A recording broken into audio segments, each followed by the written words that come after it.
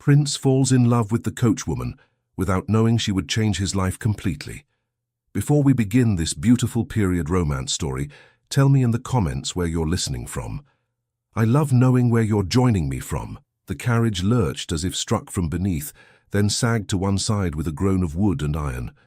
Prince Edmund grabbed the strap above his head to steady himself. The sudden tilt threw dust from the carriage walls and sent the small trunk at his feet sliding into his boots. "What was that?" he snapped. Outside, the driver shouted to the horses. Hooves scrambled in the mud, then stilled. For a moment, only the dense hush of the fog pressed in around them, heavy and close. The footman clung to the opposite bench, wide-eyed. "Your Highness, I believe—" Edmund pushed the door open before the man could finish. Damp air flooded the carriage, carrying the smell of wet earth and horses. The fog was so thick he could barely see beyond the step, only the faint shape of the wheel and the harnessed animals, white breath rising from their nostrils. He stepped down, boots sinking slightly into the mud. The coachman stood beside the left rear wheel, hat in his hands, looking as if he wished he could sink into the road and disappear. "Well?" Edmund demanded, drawing his coat tighter around him. "What has happened now?" "The wheel, Your Highness," the coachman said, his voice cautious. "The road is worse than we expected. The rim split clean through. It will not carry the carriage further." Edmund bent to look. The wheel leaned at a broken angle, a jagged piece of wood cracked away from the rim. The entire carriage listed because of it. He straightened slowly. "Can it be repaired?" The coachman hesitated. "Not here, sir. We would need a wheelwright. There should be one at the next posting in, but that is some miles off. And in this fog—" He let the words fade into the heavy air. Edmund looked around. The world beyond a few yards of churned road and hedgerow was nothing but pale grey. It might have been dawn or dusk or something in between. The sun was only a dim suggestion somewhere above. He had insisted on travelling with a reduced escort, claiming he did not need a parade of uniforms to visit Lord Wycliffe's estate. It had pleased him to imagine himself practical and independent. Now, with only a single coachman and a nervous footman for company, the decision felt far less clever. "How far to the inn?" Edmund asked. "Perhaps 4 miles, Your Highness," the coachman replied. "Under clear skies, no great trouble. In this—" He shrugged helplessly. The footman stepped carefully around the broken wheel. "We could send me ahead on foot, sir. I could reach the inn and bring help." "In this fog?" Edmund's voice sharpened. "So you may lose the road, fall in a ditch, and disappear entirely?" "No." The footman coloured and lowered his head. "As you wish, sir." Edmund pressed his lips together. The absurdity of it. He, the king's nephew, standing in the middle of a nameless road, marooned by a broken wheel and a cloud. "Is there no traffic at all?" he asked. "No carts? No riders?" "Not yet, Your Highness," the coachman said. "Folk do not care to travel in such weather unless they must." "And we," Edmund said dryly, "apparently must." He took a breath, striving to push down his frustration. The air tasted cold and damp. Somewhere in the fog a bird called once, then went quiet again. A faint sound reached them, the clop of hooves. Not their own team, not from the direction they had come, but from ahead, muffled by the mist. All 3 men turned toward the sound. "At last," Edmund murmured. "Perhaps Providence has decided I have been tested enough for one morning." The noise grew louder. Hooves, wheels, the faint jingle of harness. Out of the greyness emerged the blurred outline of a small cart, its lanterns glowing dimly. The driver sat upright on the bench, guiding the horses with easy confidence despite the limited view. As the cart drew closer, the figure became clearer. It was not a broad-shouldered man in rough coats, as Edmund expected, but a young woman. She wore a plain dark coat and a hat pulled low against the damp, a loose strand of hair plastered to her cheek by the mist. Her hands held the reins with a practiced grip. Her eyes, clear even in the dull light, flicked from the broken wheel to the crest painted on the side of Edmund's carriage. She drew the horses to a halt a little way off, studying the scene. The coachman stepped forward. "Good day to you," he called, raising a hand. "We've had some trouble with the wheel." The woman nodded once. Her gaze moved again to the royal emblem. When she spoke, her voice was calm and even. "I see that. Your horses are standing well. But that wheel will not take another turn." Edmund took a step toward her.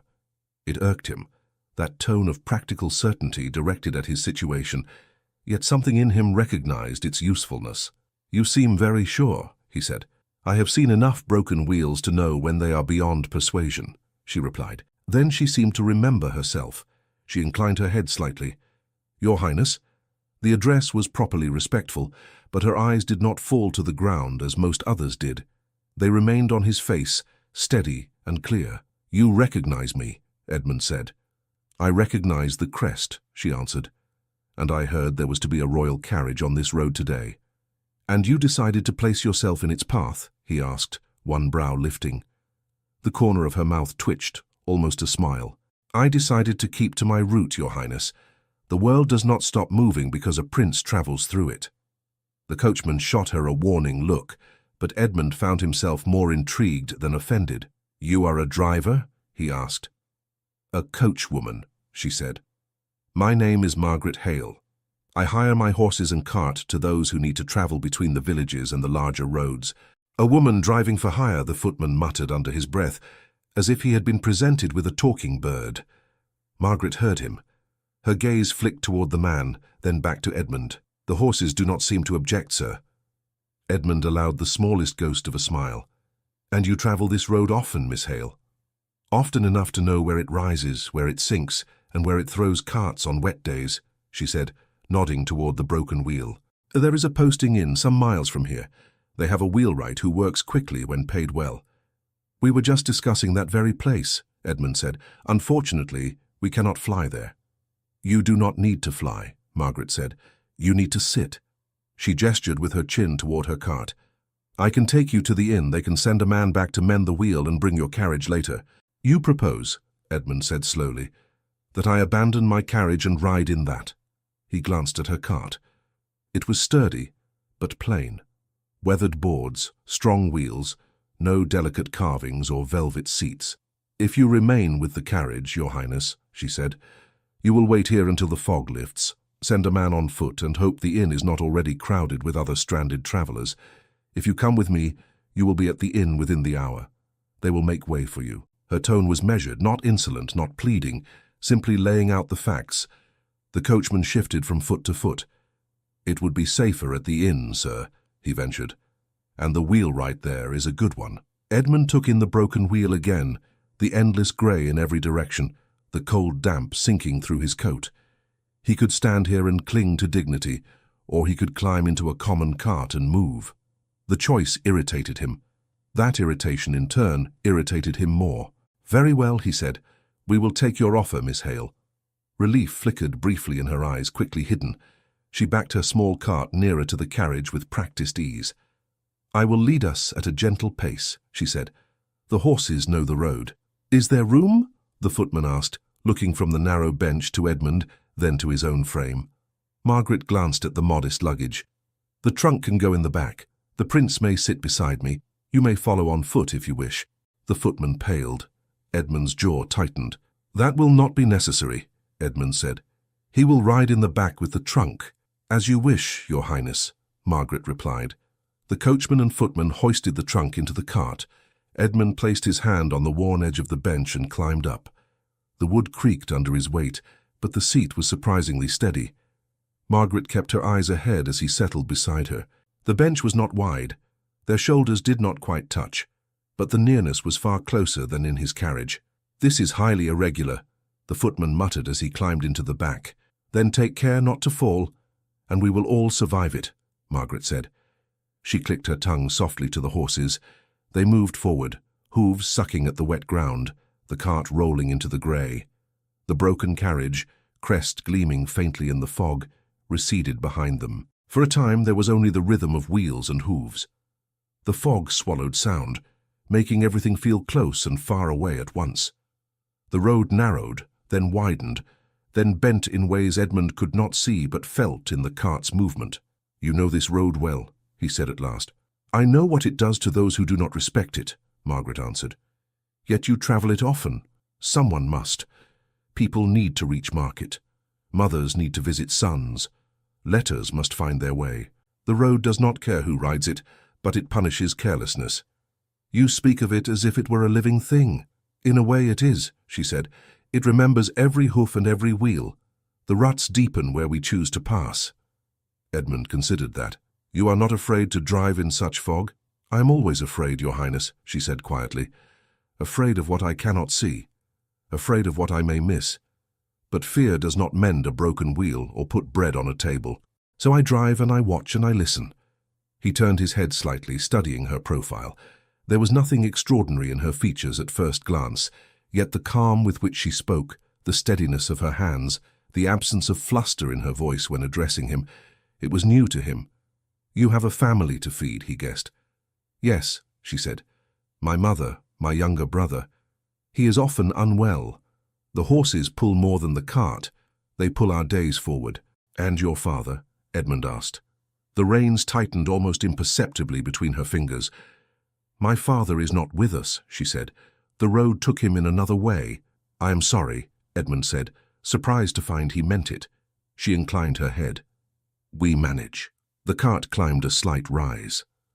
The fog thinned just enough to show a line of hedges, dark and dripping, and beyond them, the vague shapes of fields. You said you heard there would be a royal carriage, Edmund remarked. Do such matters travel quickly along these roads? News travels where people gather, Margaret said. In inns, in markets, at wells. A man came through last week speaking of a prince to visit Lord Wycliffe. He said it in such a way that we were meant to be impressed. And were you? Edmund asked. She was quiet for a beat too long. It is always notable when the royal family takes an interest in the countryside, she said. People listen. They hope it might mean something will change. Or they fear it means something will change. Do you fear it? Edmund asked. Fearing change or hoping for it does not alter whether it comes, she said. We simply wait to see if the change crushes us or passes us by. He frowned slightly. You speak as if the crown were some careless giant trampling the land. I did not say that, Your Highness, she replied. I only meant that decisions made far away can weigh heavily on people who never see the faces of those who made them. He straightened. The decisions of the crown are made with great care and honor. Margaret's hands tightened on the reins. The horses tossed their heads, sensing the change. I am sure you believe that, she said softly. And you do not? He pressed. I have seen the result of certain decisions, she said. The word honor does not always comfort the man who loses his field, or the woman who cannot pay a new tax, or the child who must leave his home. But I am only a coachwoman. Say it is not my place to judge such matters. It is every subject's place to trust, Edmund said, the words feeling familiar on his tongue. The royal family bears a sacred duty. Our honor is not questionable. A small silence dropped between them, sharp as a stone. Margaret's jaw worked once. Her gaze stayed fixed on the fog ahead. I see, she murmured. He studied her. You disagree. I am driving in heavy fog, with a prince beside me, and a cart full of his belongings behind, she said. If I disagree too strongly and lose my place on the road, I will soon be walking. Do you think I would dismiss you for speaking your mind? He asked. I do not know what you would do, Your Highness, she said. I only know what has been done by others for less. There was something in her tone, a hint of old hurt, that made him hesitate. The easy reply, that she exaggerated, that the crown was fair, that people misremembered, fell oddly heavy in his throat. He cleared it instead. Your father, he said, was he also a driver? No, she said. He served on lands belonging to the royal estate. In what capacity? Once, she said slowly. He was trusted.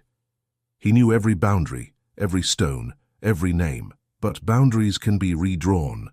Stones can be moved on paper, and names can be written in ways that do not resemble the people who bear them. That is a very obscure answer, Edmund said. It is the only one I can give and keep the horses steady, she replied. If I speak too much of the past, my hands remember it and they shake. He glanced at her fingers. They were steady now, but he believed her. I did not mean to stir painful memories, he said stiffly. The past stirs itself, whether we mean it to or not, she replied. The cart descended into a shallow dip. Water gleamed in puddles, reflecting the grey sky. Margaret guided the horses around the worst of it, clicking her tongue low in her throat. Edmund watched her work. For you have skill, he said.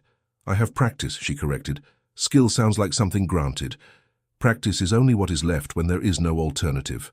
You think skill is granted? He asked. For some, yes, she said. A title, a position, a place at court. Skill comes written before the name is learned. For others, it is assumed they have none until they prove it, and sometimes even after that. You speak boldly, Edmund observed. I speak, she said. Boldness is what people call it when they are not used to hearing the truth from certain lips. He opened his mouth, then closed it again. The fog seemed thinner suddenly, as if the air itself were listening. How far to the inn? He asked after a while. Not far now, she said. We will see it before we reach it. There is always more noise there than anywhere else on this stretch. People and horses, carts and arguments. The sound of coins choosing sides. The sound of coins. They choose whether to stay in a purse, find a new one, or vanish on ale and promises, she said. If you listen, you can hear which way they roll. He let out a short breath that might almost have been a laugh. You talk like a philosopher, Miss Hale. I talk like someone who listens in corners, she replied. There is much to hear in the corners. The fog ahead lightened slightly. The outline of a building appeared low and wide, with the faint suggestion of chimneys above. The sound came before the details, the murmur of voices, the clatter of hooves, the low call of stable hands coaxing tired horses. Margaret slowed the cart. This is the place, she said. The posting inn. As they drew nearer, Edmund could make out more. The yard, the swinging sign, the shapes of other carts and horses. A lantern hung above the main entrance, its light soft in the mist. Margaret's gaze lifted to the sign. Beneath the painted name of the inn hung a carved wooden crest, darkened by rain and years. Her hands, which had been so steady, tightened abruptly on the reins. The horses snorted, feeling the sudden tension. Edmund followed her gaze, frowning. What is it? She stared at the crest. Even through the mist, Edmund could see it clearly enough now. A shield, a stylized branch, a pair of scales. Her voice, when it came, was little more than a whisper. Of all places, Margaret said, it had to be here. The horses slowed as Margaret drew them into the inn yard. The sounds of the place swelled around them. Voices, hooves, a door banging, a dog barking somewhere unseen. Men moved through the mist, shapes passing in and out of sight. Margaret brought the cart to a stop. Her gaze stayed fastened to the crest hanging above the door. Edmund followed her eyes. What is that place? He asked. You said there was a wheelwright here. There is, she said, and an inn, and more eyes than any man needs. That crest, Edmund pressed, it troubles you? She exhaled once, short and tight. It belongs to the local magistrate. He hears disputes, settles fines, signs orders. His word rides farther than my cart ever will. And you object to his judgments? Edmund asked. I live with them, she said. That is enough. Before he could question her further, a man in a stained waistcoat hurried from the entrance, wiping his hands on a cloth as he came. His gaze went first to the horses, then to the cart, and then to Edmund's coat and bearing. He stopped, blinked, and stared. Your Highness, he stammered, bowing so quickly his hat nearly fell. We were not told. No one sent word. That is, we did not expect. Evidently, Edmund said. You have a wheelwright. Yes, sir. At once, sir, the man said. I am Tully, the innkeeper. We shall see to your carriage immediately. Your men, your luggage, anything you require. My carriage is some miles back, with a broken wheel, Edmund said. This coachwoman brought me here. Tully glanced briefly at Margaret, then back to Edmund. The brief look carried no gratitude, only calculation. Very good, Your Highness, Tully said. We shall send a man for the carriage. Please come inside. The fire is lit. The best parlour is yours. We will do what we can to make you comfortable. And the driver who brought me? Edmund asked. Tully's smile thinned. She may see to her horses, sir. The stable lads will help, of course. We have a place in the kitchen where she may take a bowl. A bowl, Margaret repeated under her breath. Edmund looked at her. You will see to your horses first? I always do, she said. He hesitated, then nodded.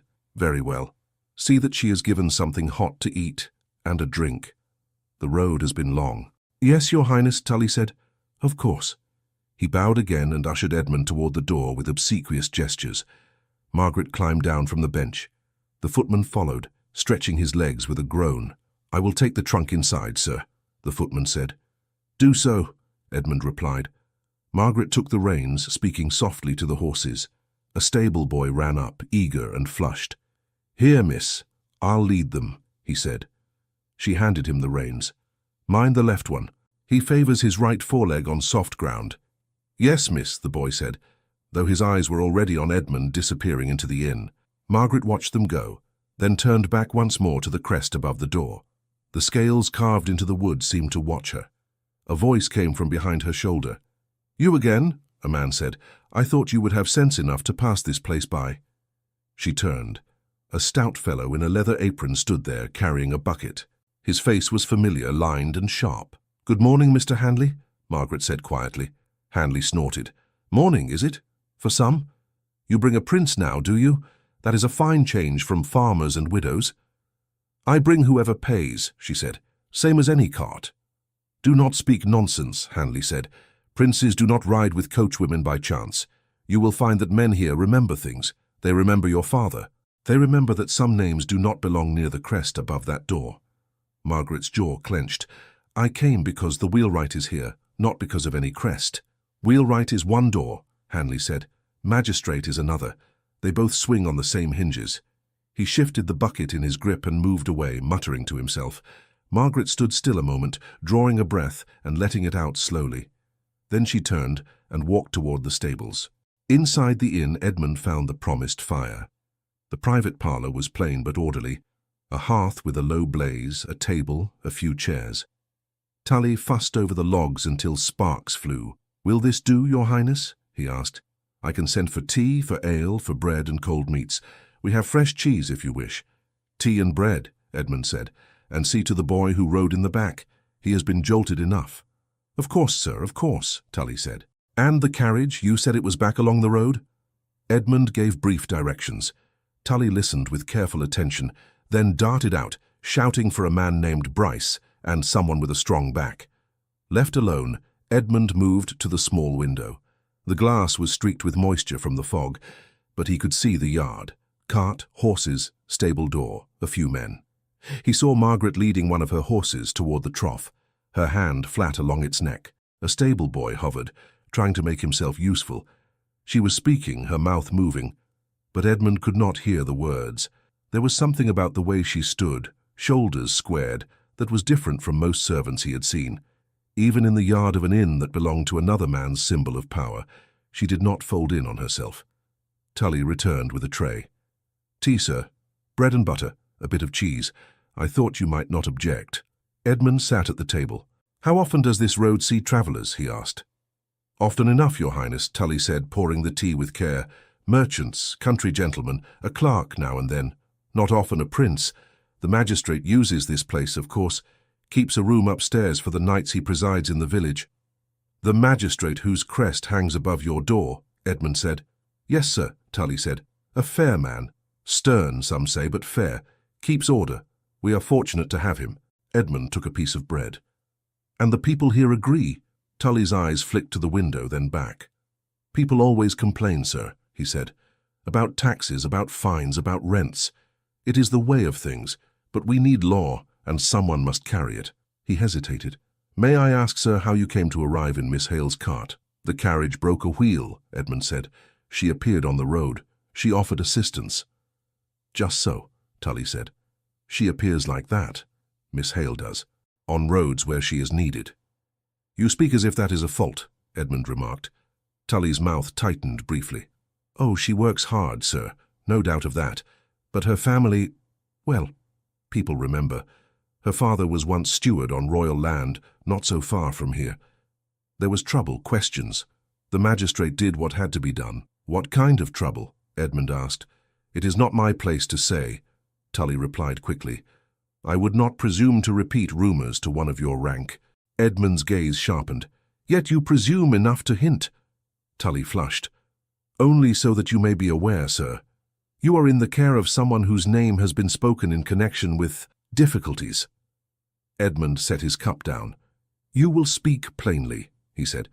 "If you fear for my safety, I must know why." Tully swallowed. "No one says she is dangerous, sir. Only that her father was not satisfied with his lot. He objected to changes in the land.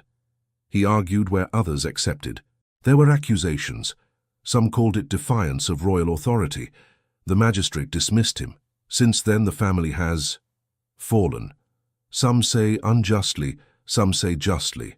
The truth is tangled, as it always is when property and pride twist together. "And you?" Edmund asked. "What do you say?" Tully shifted. "I say I run an inn. I serve whoever pays. I hang the crest of the man who signs my licenses. That is the way of it." Edmund leaned back. The idea of someone openly defying royal policy was not one he met often outside stern lectures in council chambers. To hear it in a quiet inn parlour, tied not to a riot but to a steward's dispute, gave it a different weight. "She did not mention this," he said. "She would not," Tully replied. "It is not something she advertises. But people know. You will find some who will not ride in her cart, others who will ride only because she charges a fair price and keeps her horses sound." Edmund looked again toward the window. Margaret was no longer in sight. Only the cart remained. "I will keep your words in mind," he said. "You may go." Tully bowed and withdrew, shutting the door softly behind him. Edmund sat in silence for a moment. The crackle of the fire filled the room. A steward dismissed for arguing about land, accusations of defiance, the magistrate whose crest now hung over the place Margaret chose, or was forced, to use. The rough pieces fit together in his mind, but not cleanly. He rose and crossed to the door. In the common room the noise was stronger, men at tables, tankards thudding, a serving girl moving with a tray. Conversations dipped and rose as he passed. Heads turned, chairs scraped back as men tried to stand or bow in cramped spaces. "Your Highness," someone murmured. "Sir," another said. Edmund nodded briefly, then stopped at the bar. "Has the coachwoman been given food?" he asked. The man behind the bar, broad-shouldered, with sleeves rolled, straightened quickly. "She is in the kitchen, sir. We thought, well, she is accustomed to eating with her own sort." "Her own sort," Edmund repeated. "Yes, sir," the man said, flushing. "In the kitchen." "Warm there, sir. Better for—" "I see," Edmund said. He turned and moved through the room, ignoring the way people's eyes followed him. Two men at a table near the hearth leaned close as he passed. "Did you see?" one murmured to the other, not quite quietly enough. "The prince himself in that girl's cart, sitting beside her like any farmer." "Times change," the other replied. "Soon we shall have princesses drawing water from the well to amuse themselves." A low ripple of amusement slid around the table. Edmund paused, turning his head just enough. "Have you something to say?" he asked. The first man, a lanky fellow with a red nose, started. "No offense meant, Your Highness," he said quickly. "Only talk. We did not expect—" "Then perhaps say less," Edmund said. "The road is dangerous enough. I will not have you sneer at those who keep it moving beneath you." He did not raise his voice, but the table quieted. The red-nosed man flushed and looked down. "Yes, sir," he muttered. Edmund moved on. The rebuke should have satisfied him, yet it felt incomplete. The men had not insulted him only. Their tone about Margaret had been laced with something colder. He pushed through a swinging door into a narrower passage. The smell of cooking grew stronger. At the end, another door stood half open. "Do not look at me like that," a woman's voice said from within. "You will have your bowl if there is enough." "I am not asking for charity," Margaret replied. "Your master said—" "Master says many things when a prince is listening," the woman snapped. "We have a house full as it is. There is stew, there is bread. You may sit by the back door. Do not expect a place at the table." "I never have," Margaret said. "A corner will do." Edmund stepped into the kitchen. The space was low and warm, a table in the center, pots bubbling on the hearth. A woman with strong arms and flour on her apron stood by the table, ladle in hand. Margaret was near the wall, hat in her hands, shoulders straight but tight. The woman started when she saw Edmund. "Oh," she said, bobbing a hasty curtsy. "Your Highness, forgive me, I did not see—" Edmund walked in fully. "You have stew?" he asked. "Yes, sir. A good beef stew. Bread. I was just—" "Then give Miss Hale a full portion and a seat," Edmund said. "She has done more work on the road today than either of us." The woman's cheeks reddened. "Of course, sir. At once." She grabbed a bowl and began ladling stew into it with exaggerated care. Margaret watched, her expression unreadable. "That was not necessary," she said quietly to Edmund. "It seems many things are not considered necessary for you," he replied. "I find I disagree." A flicker of something crossed her face. Not quite gratitude, not quite resentment. "You are kind, Your Highness," she said. "No," he answered. "I am merely aware that I arrived here because you took the risk of driving in this fog. You chose to ride with me," she said. "I did not drag you from your carriage." "Would you have left me in the road?" he asked. Her gaze held his. "No," she said, "I would not have." "There then," he said, "we have both made choices." The kitchen woman set the steaming bowl and a thick slice of bread on the table. "Sit," Edmund said to Margaret. "Eat." She hesitated, then pulled back a chair. "Will you join me, Your Highness?" she asked. "I have already eaten," he said. "I only came to be sure you had not been forgotten." "People do not forget us," she said. "They remember in very particular ways." He leaned a hip against the table, watching her. "Tell me about this magistrate," he said, "the one whose crest is on the sign." Her spoon paused halfway to her mouth. "Why?" she asked. "Because that crest made you flinch," he said, "and I do not like to have my path guided by things I do not understand." She set the spoon down slowly. "He is the man who decided my father's fate," she said, "and with it, ours." "In what way?" Edmund pressed. "This is not a tale for stew," she replied, "nor for a room where every wall has ears." "Walls do not have ears," the kitchen woman muttered, but her gaze was sharp with curiosity. Margaret gave her a look. "Some walls grow them when they smell trouble." Edmund straightened. "Very well," he said, "we will speak of it later." "If we must," Margaret answered. He left her to her bowl and returned to the private parlour. The air there felt cooler, emptier. He paced once, twice. He did not care to admit how much the coachwoman's reticence unsettled him. He had grown up in rooms where people vied to tell him everything, whether he wished to hear it or not. To be surrounded instead by half-spoken things was like walking through fog even indoors. A light knock sounded at the door. "Enter," he called. A slim young man stepped in, ink stains on his fingers and a ledger under his arm. He wore a neat coat, though the cuffs were beginning to fray. "Your Highness," he said, bowing, "I am Mr. Owen. I assist Mr. Tully with accounts and correspondence. I hope I do not disturb you." "You do," Edmund said, "but I will permit it. What is it?" Owen flushed. "Mr. Tully asked me to write to Lord Wycliffe, sir, to inform him of your delay. I thought it wise to confirm how you wish the matter described." "Describe it exactly," Edmund said. "A broken wheel, a driver found on the road, an arrival at your inn." "Yes, sir," Owen said. He hesitated. "If I may be so bold, sir, is it true you came in Margaret Hale's cart?" "Is everyone in this place determined to discuss my conveyance?" Edmund asked. Owen winced. "Forgive me, it is only that her name is known." "So, I am learning," Edmund said. "And you? What do you know of her?" Owen shifted the ledger to his other arm. "Only what is said, sir. Her father was once steward on royal land. He opposed some new division. There was an inquiry. The magistrate ruled against him. It was all done with proper papers and seals, but it was harsh." "Harsh how?" Edmund asked. "They lost their cottage," Owen said. "Their right to graze. He was dismissed with a mark beside his name. No one wanted to hire him afterward. People said he had challenged decisions that came from higher up, that he thought he knew better than those above him." "And did he?" Edmund asked. "I do not know," Owen said. "I only know that after he was sent away, some of the families who had supported him found new rents on their fields and new rules about where their animals could feed. No one spoke loud after that." "And Margaret?" Edmund said. "She was a girl then," Owen said. "After he died, she took to work, first odd jobs. Then she learned to handle horses. She is good at it. Too good, some say, for a woman in her position. People distrust what does not fit." "And you?" Edmund asked. "Do you distrust her?" Owen looked at the floor. "I think she drives straight," he said. "On the road, I mean. And she pays her bills when she can." "That is a very cautious answer," Edmund said. "I am a cautious man, sir," Owen replied. "It has kept me fed."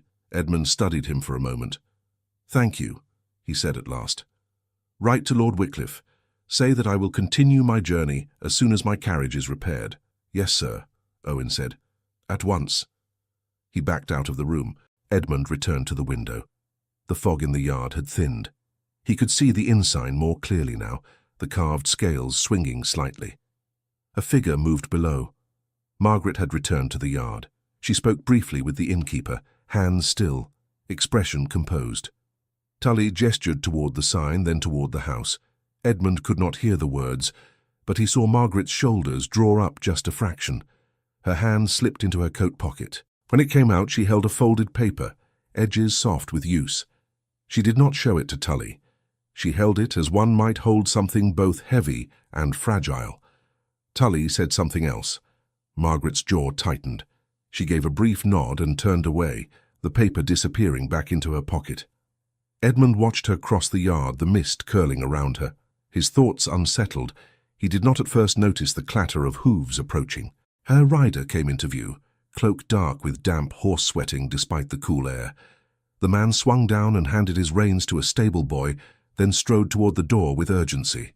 Moments later, there was another knock on Edmund's parlour door. "Come," Edmund called. The rider entered, bowing quickly. "Your Highness, I carry a message from Lord Wycliffe. When word reached him of a delay on the road, he sent me to learn if you were safe." Edmund broke the seal and scanned the short note. Wycliffe expressed concern, offered additional horses if needed, and repeated his eagerness to receive the prince without further mishap. Edmund folded the paper slowly, his mind half on the neat lines of Wycliffe's hand, and half on the worn edge of the folded page he had just seen in Margaret's fingers. He moved back to the window. Margaret stood near the stable now, hand resting on her horse's neck, eyes lifted toward the royal crest on the damaged carriage being led into the yard at last. Her face was turned slightly away, but there was a tension in the set of her shoulders that drew his gaze like a hook. His eyes went to the pocket where she had tucked the mysterious paper. For the first time since the road began, Edmund was certain the coachwoman who guided his way was hiding something that had everything to do with him. They left the inn the next morning, under a sky the color of wet wool. The fog had thinned, but the air was still heavy, the edges of the world smudged. The repaired royal carriage stood in the yard. The wheelwright, a narrow man with strong hands, his arms were folded as he waited for the coachman's approval. The wheel looked whole again, new wood bright against the old. Edmund stood between the carriage and Margaret's cart, his cloak pulled close. Margaret checked her harness, fingers moving over buckles and straps, as if nothing around her could touch the small circle of work. "For you are certain it will hold?" Edmund asked the coachman, nodding toward the carriage. "It should, sir," the coachman replied. "The man knows his craft. If we go carefully, we can reach Lord Wycliffe before evening." Edmund looked at the carriage, then at the narrow plain bench of Margaret's cart. He heard again Tully's careful voice, Owen's cautious tale, the kitchen woman's sharp tongue. He saw Margaret in his mind's eye, standing beneath the magistrate's crest, her hand tightening around that hidden paper. He turned toward her. "Miss Hale," he called. She looked up, the morning light catching the faint shadows under her eyes. "Yes, Your Highness? I would continue in your cart," he said. Her brows lifted. "Your carriage is mended." "I can see that," he said. "But the road ahead is not a straight line. Lord Wycliffe's lands are some distance from the main turnpike. You know these smaller paths. My coachman does not." The coachman shifted uneasily. "I can follow a road, sir." "Yes," Edmund said. "You can follow. Miss Hale can lead." He met Margaret's gaze. "If you are willing." She hesitated. "You wish to ride beside me again?" "I do." His tone left little room for argument. She glanced briefly at the carriage, then at the inn, as if weighing unseen things. "As you wish, Your Highness," she said. "We will take the smaller road by the marsh. It is shorter, and the horses know it well." "The marsh road is rough," the coachman warned, "and the main road is crowded when the fog lifts," Margaret replied. "Carts will have waited to start out. You will lose time there." Edmund nodded once. "We take the marsh road, you lead, the carriage follows." "Yes, sir," the coachman said, though he did not look pleased. The footman moved the trunk back into Margaret's cart with a resigned grunt. Edmund climbed up to the bench again, his movement smoother this time. Margaret flicked a glance at him, then focused on the horses. "You are sure?" she asked under her breath as she took up the reins. "You do not need to prove anything to anyone by riding in my cart again." "That is perhaps the first time anyone has suggested I do not need to prove something," he said.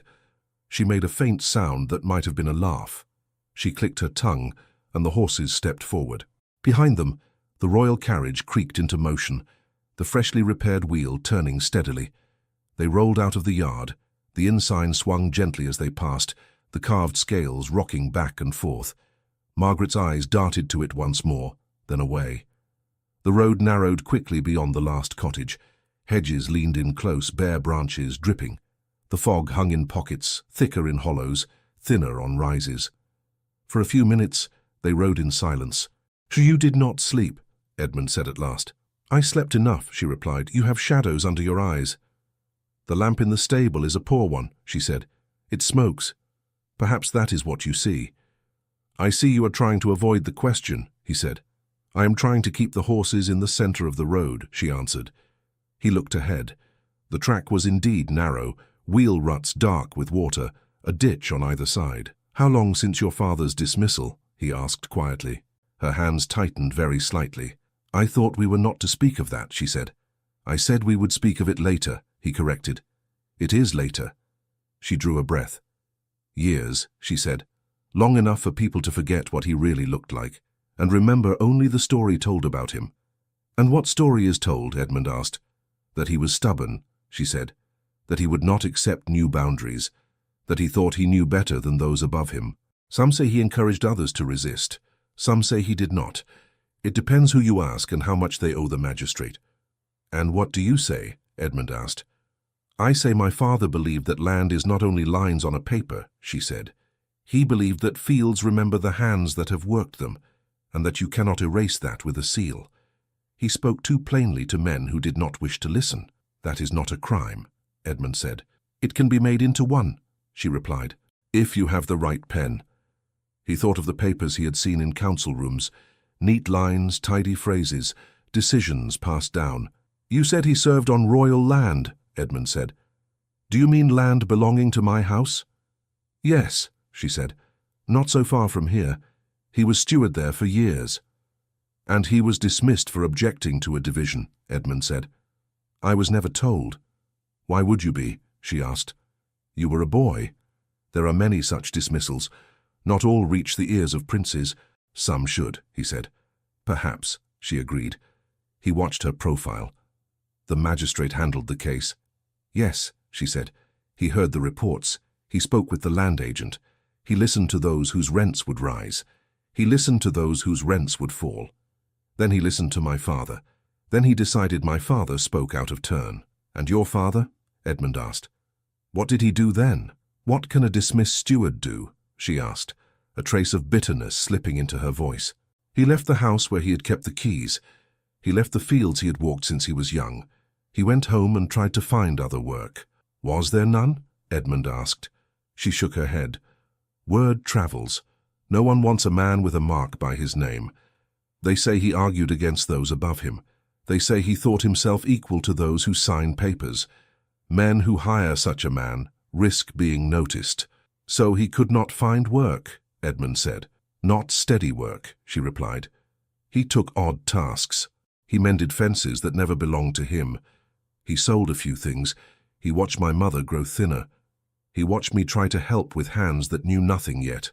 Her voice was calm, but the strain in it was plain. "And then?" Edmund prompted. "And then he took fever," she said, "and did not mend from it." Edmund was quiet a moment. The road ahead blurred. "I am sorry," he said again. "I do not tell you to make you sorry," she said.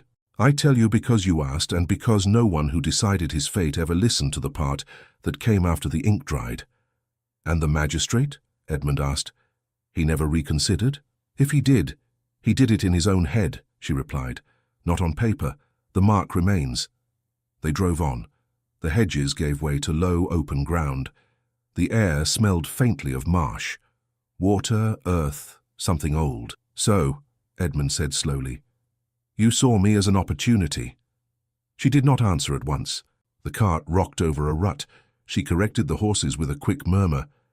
"Yes," she said finally, "I did." "You waited on that road because you knew I would pass," he pressed. "Yes," she said again. "I knew a royal carriage would take one of 3 routes. I chose the one most likely and I drove it. I hoped nothing would happen. I hoped the sight of the crest on my cart would be enough to remind you that people like me exist."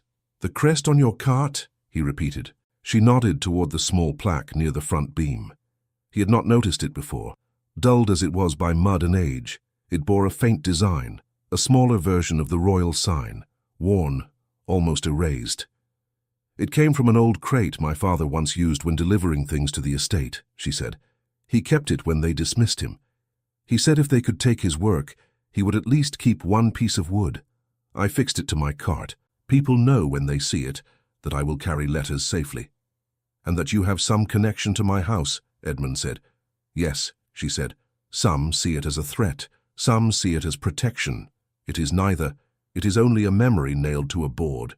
"But yesterday," Edmund said, "you did more than remind me people like you exist. You drove into the fog, knowing that if something befell my carriage, you would be near." She kept her eyes ahead. "Fog is common here. Broken wheels are common. Men who do not know the road are common. What happened is no miracle." "It is not chance either," he said. "You positioned yourself." "Yes," she said quietly. "I did." He felt a flicker of sharpness inside, something between annoyance and hurt. "So, I was not merely a passenger in need on the road," he said. "I was a plan." "You were both," she said. "I did not cause your wheel to break. I did not wish you harm. I only hoped that when fate did as it always does, I might be close enough to be useful." "So that you could do what?" he asked. "Hand me that folded paper you clutch as if it were your own heart." Her head turned, eyes narrowing. "You are observant." "I am not blind," he said. "What is it?" She looked ahead again. "It is nothing that concerns you. It concerns me if you have used proximity to hide a petition in your pocket," he said. "Do not insult me by pretending otherwise." A muscle jumped in her cheek. "It is a copy," she said at last, "of the petition my father wrote when they dismissed him." "He wrote a petition," Edmund repeated. "To whom?" "To the Crown," she said. "To those who made the decisions he suffered from. He begged them to look at the case themselves, not through the words of men who had never set foot in the fields. He asked for an inquiry. He wrote with respect. He sealed it with all the hope left in his hands." "And what became of it?" Edmund asked, his voice tightening. "It was received," she said, "and stamped, acknowledged, then put aside somewhere between one room and another. We never heard more." "How do you know it was received?" he demanded. "Because a clerk took pity on him," she said. "He sent this copy with a note saying he was sorry, said he had done what he could, said the rest was in the hands of those above him. Then there was nothing." She slid one hand into her pocket and drew out the folded paper. The edges were soft, the creases worn white. She handed it to him. Edmund took it. The seal was broken, but the mark on it was unmistakable. The royal crest, pressed deep, his own family's symbol sitting in his palm, attached to a plea never answered. He opened it.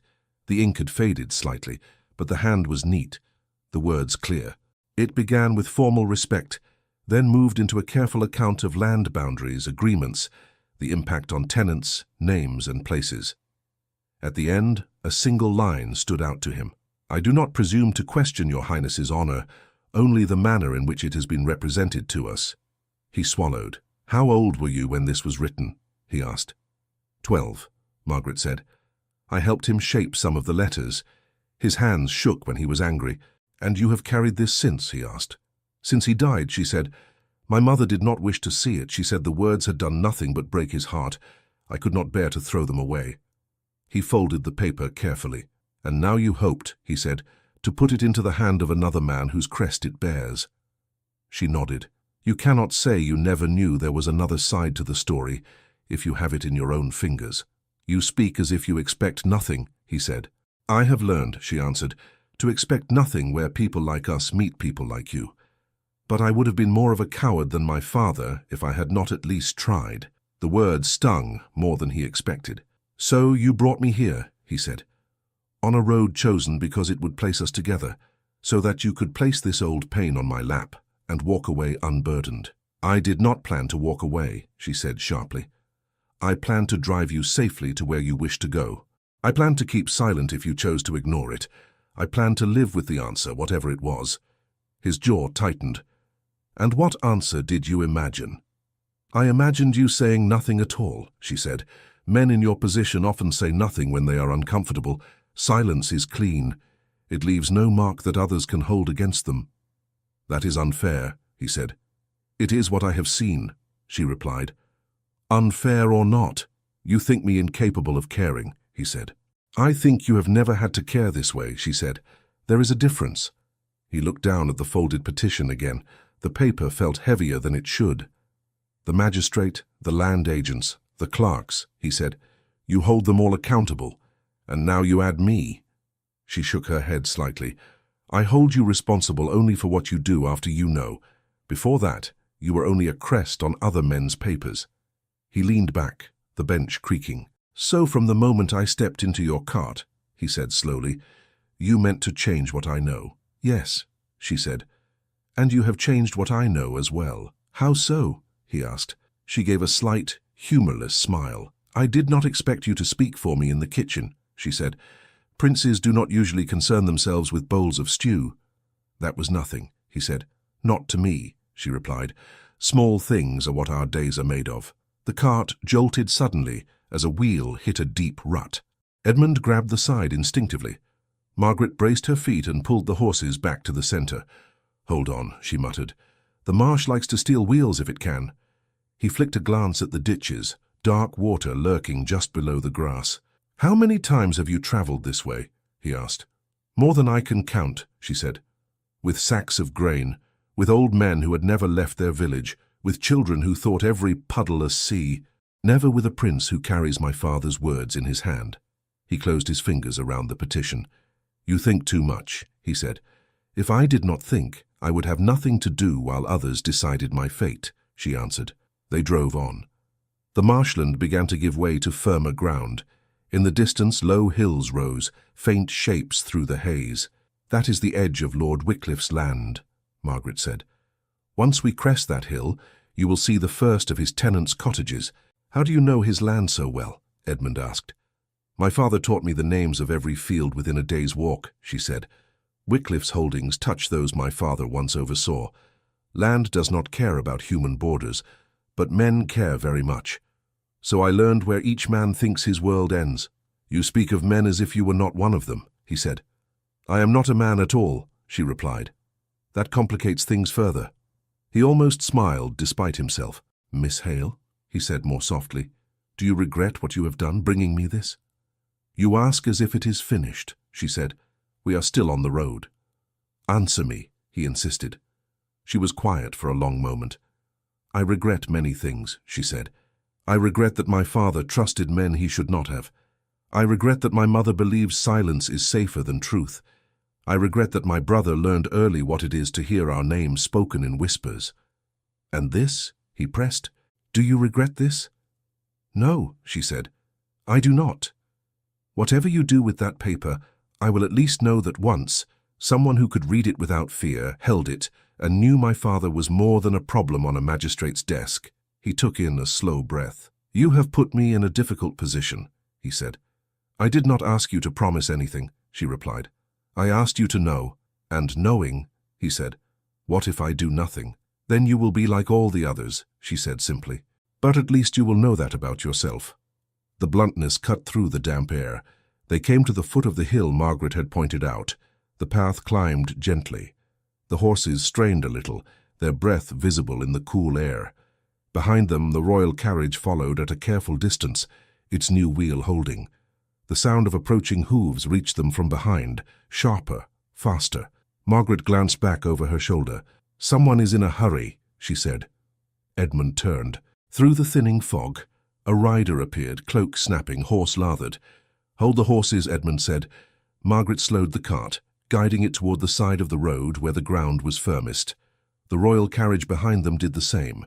The rider drew up beside the cart, breathing hard. He wore the livery of the royal household, crest bright against his damp coat. "Your Highness," he said, bowing from the saddle as best he could, "I have been searching this road." "You have found it," Edmund said. "What brings you here?" The man reached into his coat and produced a sealed packet. "A dispatch from court, sir," he said. "I was sent when word reached them that you were delayed. They asked me to place this in your hand without delay. It concerns a matter they say you should be told of at once." Edmund took the packet. The seal bore the mark of his uncle's counsel. He broke it and scanned the first lines. His eyes caught on a familiar phrase, "dismissed royal steward in the northern counties." His heartbeat quickened as he read further. troubling reports of unrest connected to his former holdings, questions raised regarding the conduct of local magistrates, possible need for royal review. He lifted his gaze slowly from the paper to Margaret's face, then back to the letter, realization tightening like a knot in his chest, as he understood that the very subject she had risked everything to place before him had already begun to move in the halls of his own family's power. For a long moment the only sound was the horse's breathing and the soft flap of the rider's cloak. Margaret watched Edmund's eyes move across the page. Colour left her face little by little, as if some part of her feared each new line. "What is it?" she asked at last. He did not answer at once. He read the lines again, more slowly. "Repeat what you said," he murmured. "About what?" she asked. "Your father," he said. "His dismissal, the magistrate, the petition." She drew her shoulders back. "I have already told you." "Tell me again," he said, still looking at the paper, "especially the part where nothing you did could possibly matter, because no one in my family would ever hear your name." Her lips parted, then closed. "You have heard it," she said quietly. "That is more than I expected." He lifted the dispatch. "This letter," he said, "is from my uncle's council. They write to warn me that there is unrest in the northern counties, tied to the dismissal of a royal steward. They name him, Thomas Hale, your father." She stared, eyes wide. They know there is a problem," Edmund said. "They speak of it as a complication, a stain on an otherwise orderly record. They mention complaints, whispers, questions about the magistrate's conduct. They suggest that when I return they will require my presence at a review." Margaret swallowed. "So they speak of him," she said, "but not to us." "They speak of you as if you were a storm cloud on the horizon of their plans," Edmund said. "They do not speak of you as people." "That does not surprise me," she said. "Nothing in my life has ever moved their ink except as an inconvenience." Edmund folded the dispatch slowly. "You came to me," he said, "believing that without your effort, without your courage, without your careful planning, your father's story would never reach us." "Yes," she said.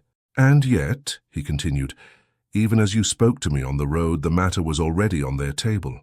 Her jaw tightened. "Then it seems I have wasted your time," she said. "And mine." "No," he said sharply. "Do not put it so neatly aside. What you have done changes everything." "How?" she asked. "Because I now have both sides," he replied. "Their cold words and yours, their neat accusations and this." He lifted her father's petition. "I have this because you chose to place it in my hand." She watched him, uncertain. "You are angry," she said. "Yes," he admitted, "I am." "With me?" she asked. He hesitated. "Partly. You planned this, Margaret. You placed yourself between me and my carriage. You guided my steps not only through the mist, but toward your own cause."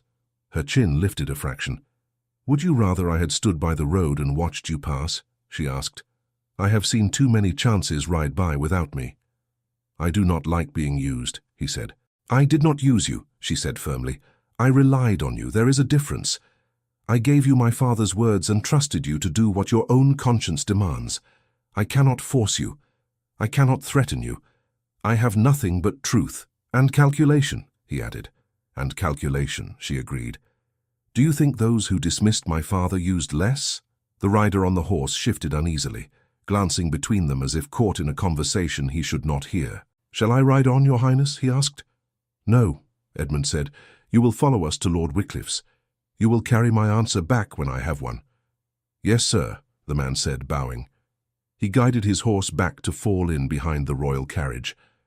Edmund looked ahead toward the rise of the hill. "Drive," he said to Margaret. "We will not settle this in the middle of a marsh." She said nothing, but clucked softly to the horses. The cart moved forward again. They climbed the hill in a silence edged with strain. Edmund's hand closed around the petition so tightly the paper creased again. At the top, the view opened. The fog thinned just enough to reveal scattered cottages, fields bordered by low stone walls, and farther off the dark smudge of woodland. "That is Wycliffe land," Margaret said quietly. "He is known to his tenants. They speak his name without fear." "Do they speak mine?" Edmund asked. "Sometimes," she said, "when new decrees come." When taxes rise, when a boy is called to serve, they say your name like a prayer or a curse, depending on the news. He lifted his chin slightly. Today, he said, I will walk on that land, carrying the story of a steward your neighbors were taught to forget. That alone seems reason enough for this journey. You came to see Lord Wycliffe, she reminded him. I came to learn, he said. I am learning more than I expected. They descended the hill. The road widened gradually. A few children watched from a cottage door as the cart passed. One pointed at the royal carriage behind them. Another pointed at Margaret with equal curiosity. She gave them a brief nod, nothing more. By late afternoon they reached the lane leading to Lord Wycliffe's house. It was not a palace but a large stone home with wings stretching out like arms. Smoke rose from several chimneys. A few servants moved briskly across the front steps as the carriage and cart rolled into the courtyard. A steward in dark livery hurried forward. Your Highness, he called, bowing. Welcome. Lord Wycliffe sends his deepest apologies for your difficulties on the road. Edmund climbed down from Margaret's cart. The steward's eyes flicked to Margaret, then away, as if she were a piece of harness. His lordship waits in the drawing room, the steward said. If you will follow me, sir. Edmund glanced back at Margaret. See to your horses, he said more gently. Then ask for a place where you may rest. I will speak with you later. If you wish it, she replied. Their eyes met briefly. There was something unspoken there, something strained. She led her horses toward the stable yard. The royal carriage followed servants toward the coach house. Inside, Wycliffe greeted Edmund with warmth and too many apologies, fussing over refreshments, expressing horror at the fog and the broken wheel, blaming the state of the roads, the weather, the neglect of some unnamed minister. Edmund endured the flow of words, answering with politeness, asking after Wycliffe's family, speaking of the countryside. But part of his mind remained with the folded papers in his coat, the petition and the dispatch. When at last they were alone before the hearth, Wycliffe poured wine and sat back. You look troubled, Edmund, he said. More than a broken wheel deserves. Did something else happen on that road? A great many things, Edmund said. But perhaps not of the sort you mean. He took out the dispatch and tapped it lightly against his knee. You have heard nothing, he asked, of unrest in the northern counties? Wycliffe's expression grew wary. I have heard murmurs, he said. A few letters. Some dissatisfaction with a magistrate. I did not think it pressing enough to disturb you with on your journey. The council thinks it pressing enough to disturb me now, Edmund said. He handed over the dispatch. Wycliffe read quickly, brows drawing together. A dismissed steward, Wycliffe said. Yes, I recall something of that. Years ago now. There was talk of him stirring trouble among tenants, encouraging them to resist changes to the land. I confess, I did not pay it close heed. It was outside my jurisdiction. He passed the dispatch back. Why does this matter concern you so? Because I have just spent 2 days in a cart driven by his daughter, Edmund said. Wycliffe stared. By chance? Not entirely, Edmund answered. She sought me out. She placed this in my hand. He held up the older petition. Wycliffe leaned forward. Is that? It is a copy of her father's plea, Edmund said. Written years ago, unanswered. Wycliffe studied the worn paper. So you trust her? He asked. I trust that she has risked much to show me this, Edmund said. I trust that I have heard more honest words in her cart than in some council chambers. Wycliffe sat back slowly. You are serious? I am, Edmund said. Then you must be careful, Wycliffe said. If you question a magistrate's judgment, you will attract resentment from those who prefer to believe the system perfect. I am less interested in their comfort than in truth, Edmund replied. If the system was used to crush a man who did no more than speak for those under his care, then it is not perfect. It is rotten in that place. Wycliffe regarded him for a long moment. You sound older than when you arrived, he said quietly. I feel older, Edmund said. Will you stand against the magistrate? Wycliffe asked. I will stand for justice, Edmund said. If that troubles the magistrate, we will discover why. Wycliffe nodded once. You may rely on what influence I have, he said. I have long suspected that man enjoyed his power too much. I lacked proof, only whispers. A steward's daughter bringing you this may be the stone that knocks loose more than we expect. Edmund nodded. Thank you. They spoke a little longer of practical matters, letters to be written, timing of the journey to court, the likely shape of a review. Wycliffe insisted Edmund rest the night. Edmund agreed, knowing Margaret and the servants needed it as much as he did. When the conversation turned to lighter topics, music, mutual acquaintances, Edmund's attention drifted. At the first polite pause, he excused himself. He stepped out into a side corridor and found a footman. "The coachwoman who brought me here," Edmund said. "Margaret Hale, where is she lodged?" "In the servants' wing, sir," the footman said. "We gave her a pallet near the stables. She refused a bed meant for the housemaids." "Take me there," Edmund said. The footman hesitated. "Now, sir? Before supper?" "Yes," Edmund said.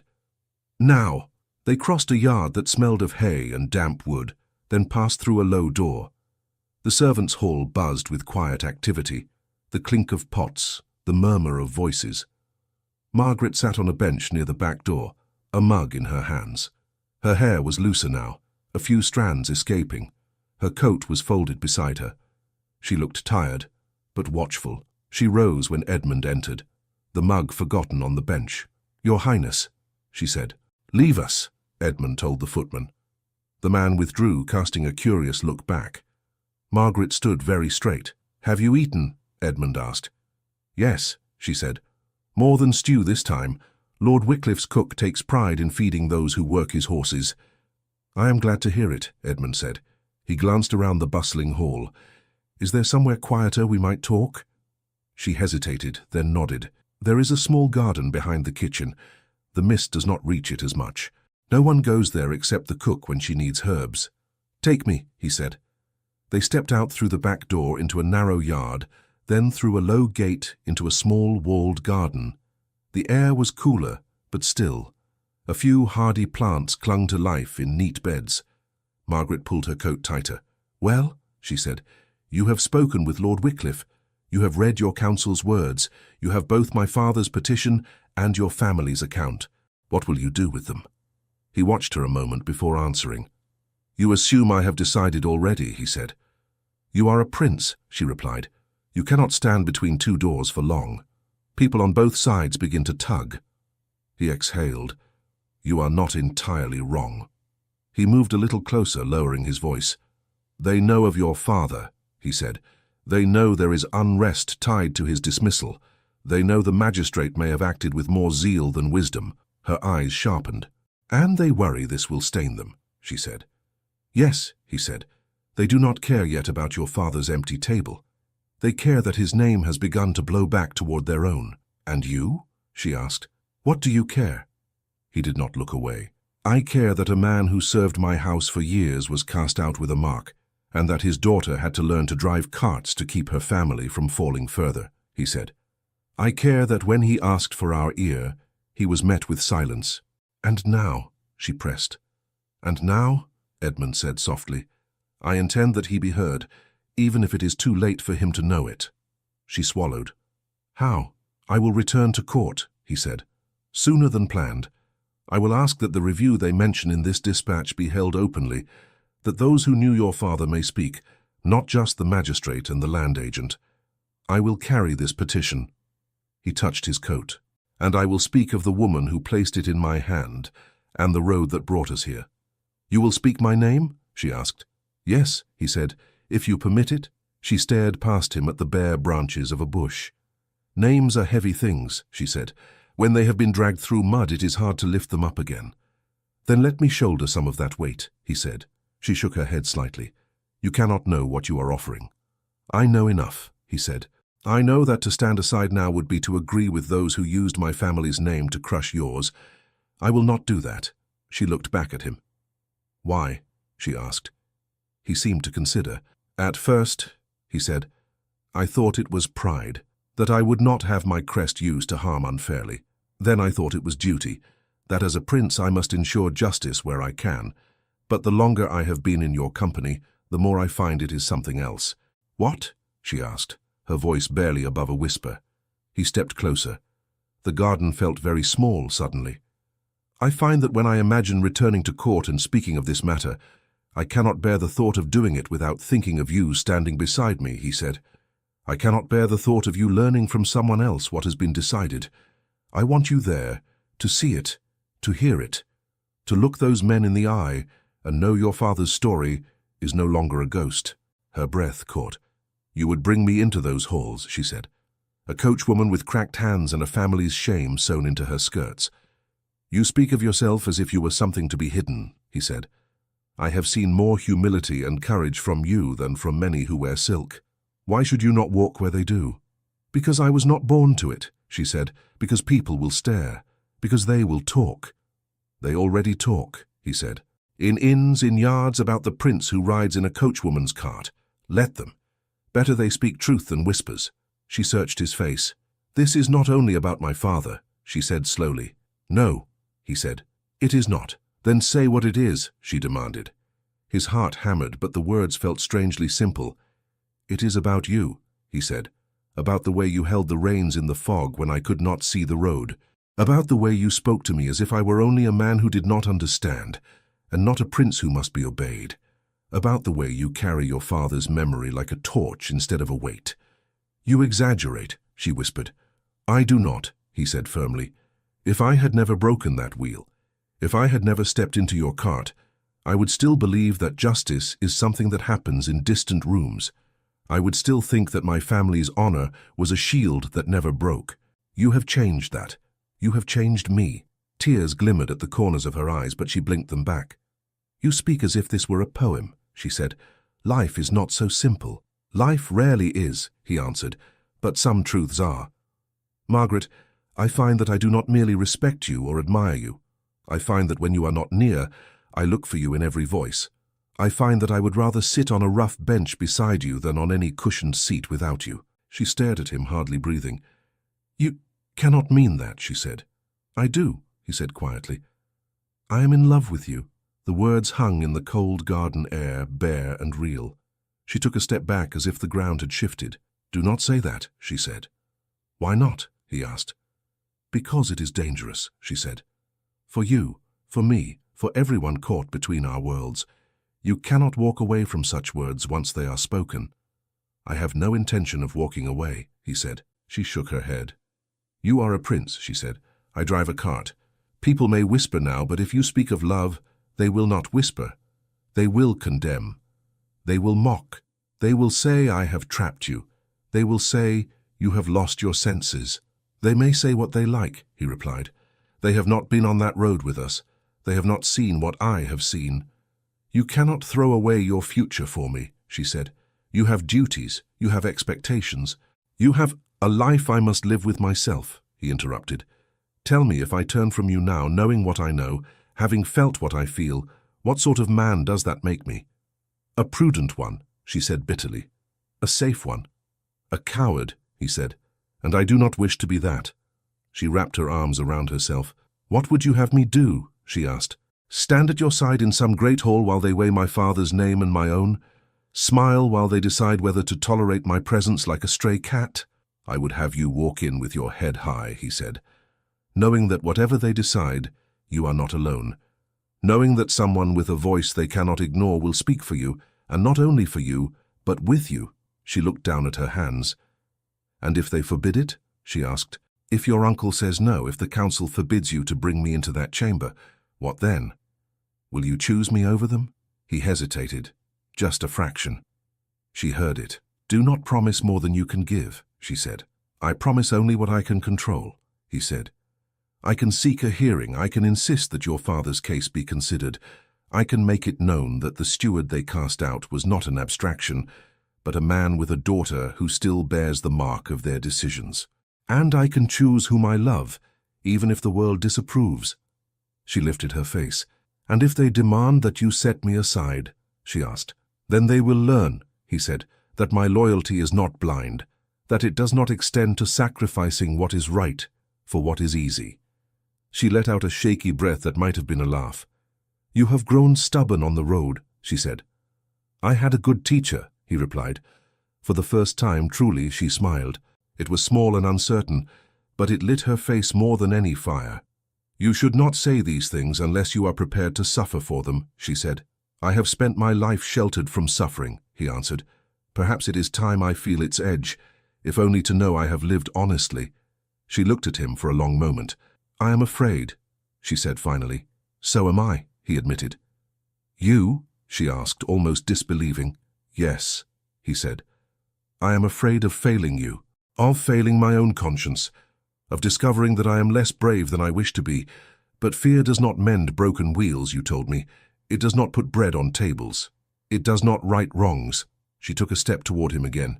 "If I say yes," she said, "if I agree to go with you to court, to stand in those halls, to let my father's name be spoken there, if I say yes to whatever this is between us, there is no going back to the road as it was." "I know," he said. "And you may lose more than you gain," she warned. "So be it," he replied.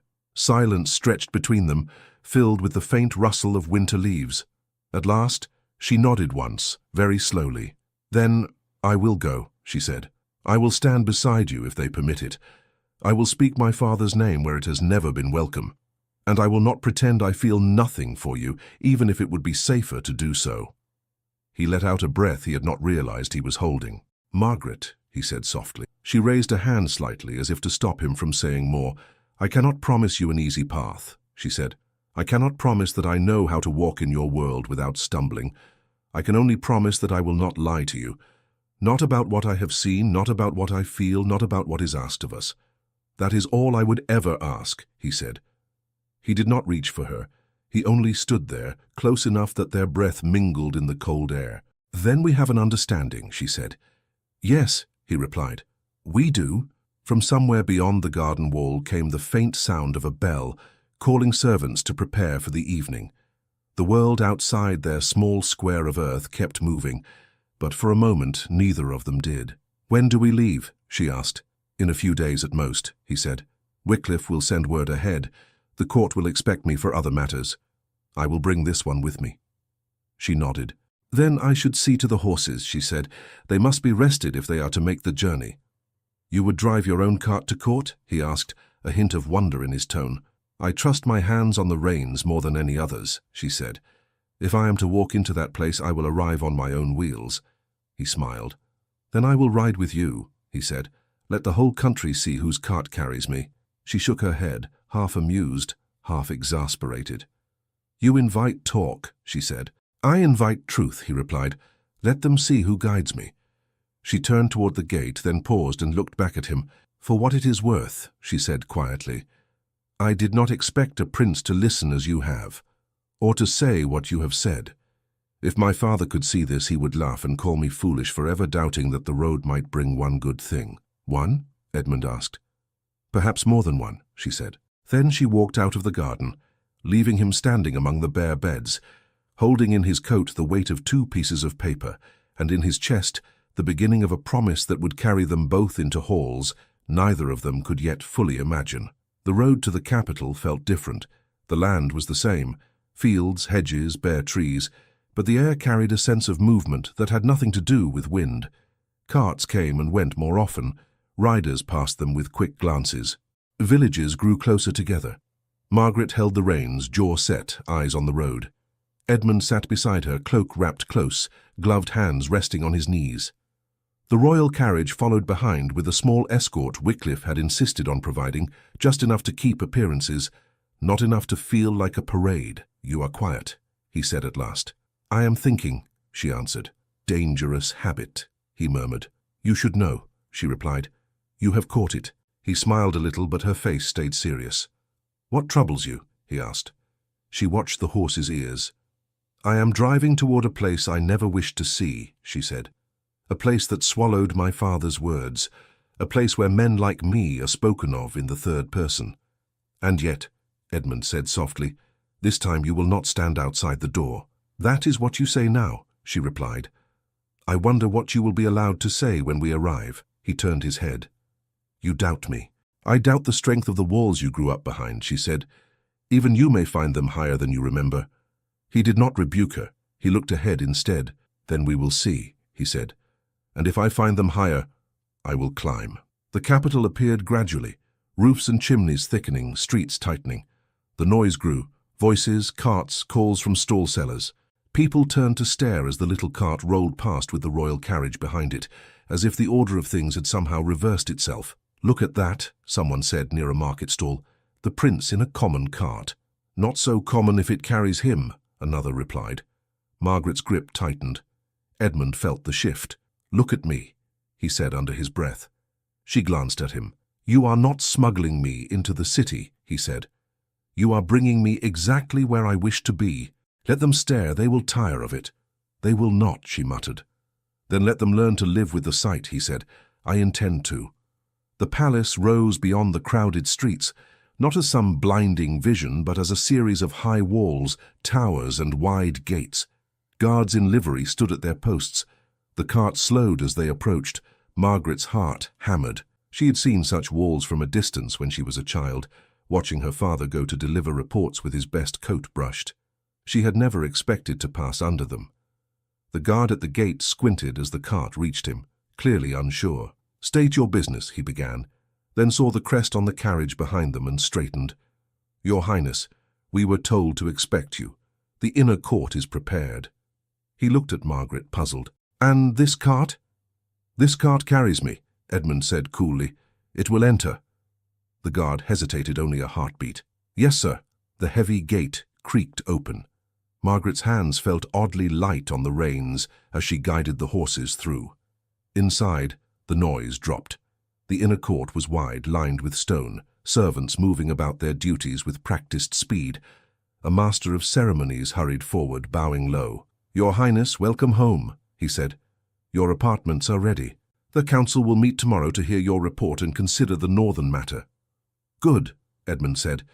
Arrange also that Miss Margaret Hale be given suitable lodgings and a place near the court. The man blinked. Miss... who, sir?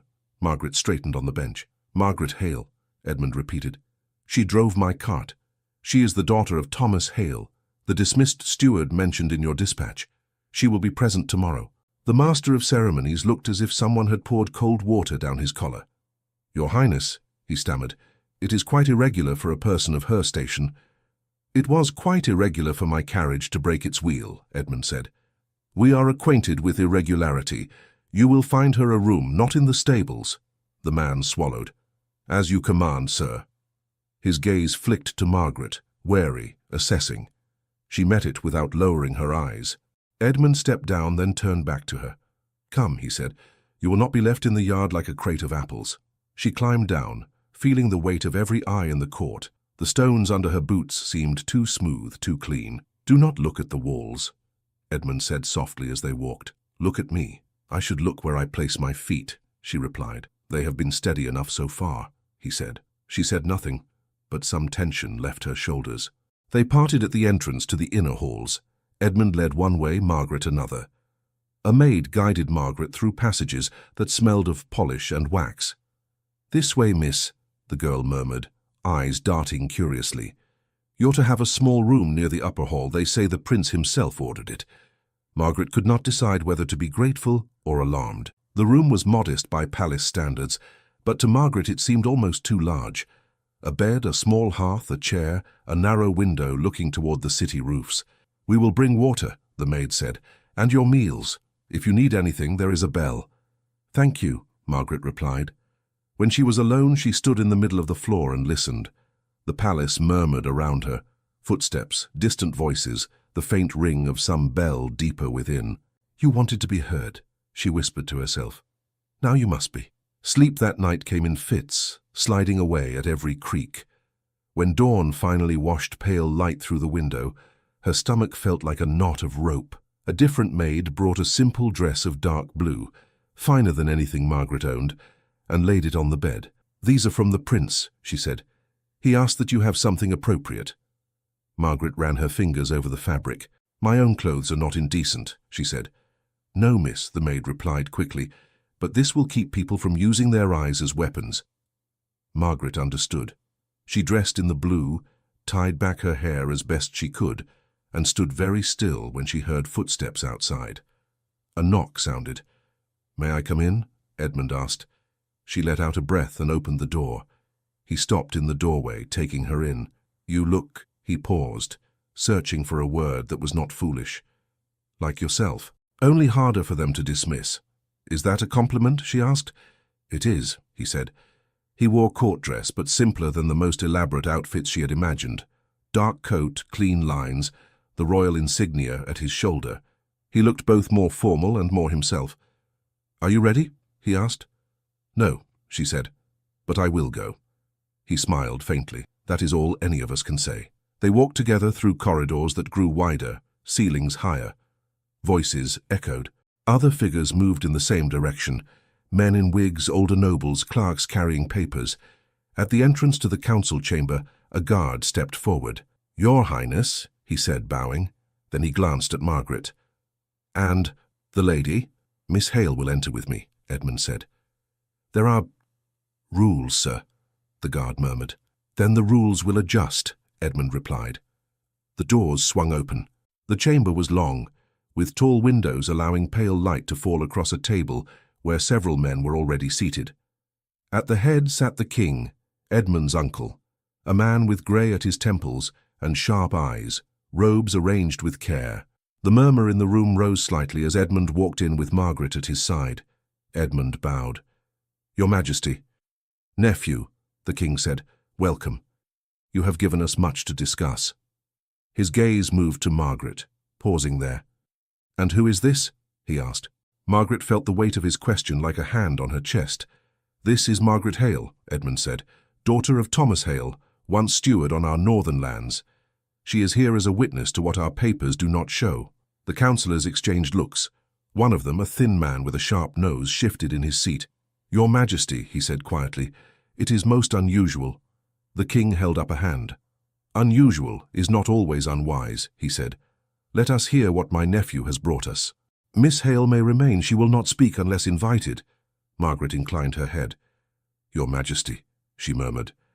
He studied her for a moment, then turned his attention to Edmund. "You have ridden roads I have not seen in years," he said.